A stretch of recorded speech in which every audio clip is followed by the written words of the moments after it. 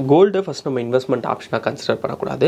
But இப்போ நீங்கள் ஃபிசிக்கலாக வாங்கணும் அப்படின்னா 2 ஆப்ஷன் நமக்கு இருக்குது. ஒன்று நம்ம கோல்டு பாராக வாங்குறோம் அப்படின்னா நமக்கு வந்து அது கொஞ்சம் யூஸ்ஃபுல்லாக இருக்கும். ஏன்னா நமக்கு செய்குதல் சேதாரம் அப்படின்றது இருக்காது. நீங்கள் ஒரு நகைன்னு ஒன்று வாங்க போயிட்டீங்கனாலே GST plus wastages and making சார்ஜஸே உங்களுக்கு ஒரு 15% வந்துடும்.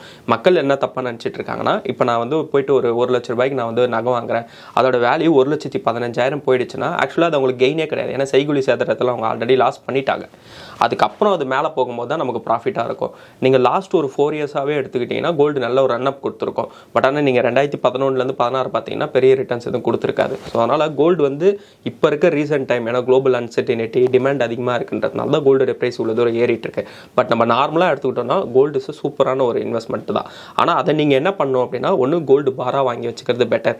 அப்படி இல்லை நான் இன்வெஸ்ட்மெண்ட் பர்ஸ்பெக்டிவ்லாம் எதுவும் பார்க்கறது இல்லை அப்படின்னா ஃபிசிக்கலாக பார்க்கணும்னு நினச்சிங்கன்னா டிஜிட்டல் கோல்டு வாங்குறதுன்றது ரொம்பவுமே பெஸ்ட்டு. ஏன்னா நீங்கள் டிஜிட்டலாக வாங்கும்போது அதுக்கு வந்து உங்களுக்கு வேஸ்டேஜஸ் மேக்கிங் சார்ஜஸ் எதுவும் இருக்காது, இன்க்ளூடிங் ஜிஎஸ்டியும் உங்களுக்கு இருக்காது.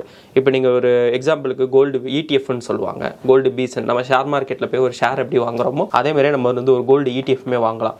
மக்கள் என்ன ஒரு சில பேர் என்ன சொல்லுவாங்களா, நான் வந்து பிசிக்கல் கோல்டாக வச்சுருக்கேன் அப்படின்னா நான் எடுத்துகிட்டு போய் என்னால் அடகு வைக்க முடியும், ப்ளச் பண்ணி என்னால் பணம் மாற்றிக்க முடியும். நான் கோல்டு இடிஎஃபாக வச்சுருந்தா நான் வாங்குவேன். கோல்டு இடிஎஃப்க்குமே உங்களால் ப்ளச் பண்ண முடியும். இப்போ உங்களுக்கு லோன் வசட் வேல்யூன்றது வந்து ஒரு 60 to 70% கொடுக்குறாங்க அப்படின்னா அதே 60 to 70% உங்களுக்கு இந்த கோல்டு இடிஎஃப்க்கும் கொடுப்பாங்க.